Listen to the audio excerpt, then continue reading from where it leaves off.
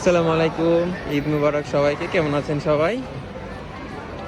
খুব জরুরি একটা জিনিস আপনাদের সাথে শেয়ার করতে যাচ্ছি আজকে, যে চায়নাতে আমরা যখন নামাজ পড়ি আমাদের সিকিউরিটির জন্য দেখেন কি পরিমাণ সিকিউরিটি গার্ড এখানে থাকে, মানে বলতে গেলে স্পেশাল ফোর্সের মতো।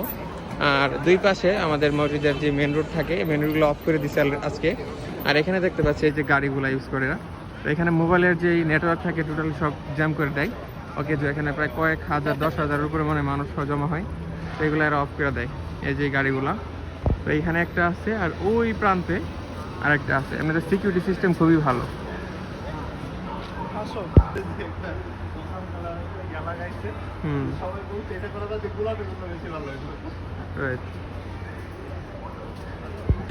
তারপরে যে এখানে ডগ স্কোয়াড আছে সিকিউরিটির জন্য, ঠিক আছে, ওনারা হচ্ছে ডগ স্কোয়াড।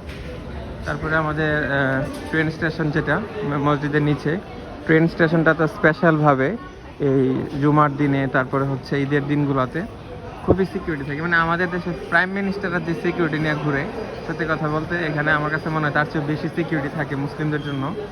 আর জুমার দিন তারপরে বিশেষ করে ঈদের দিনগুলোতে তো একেবারে অবস্থা টাইট। এখানে চুল চেহারা নিরাপত্তা যেমন বলে না, ওই রকম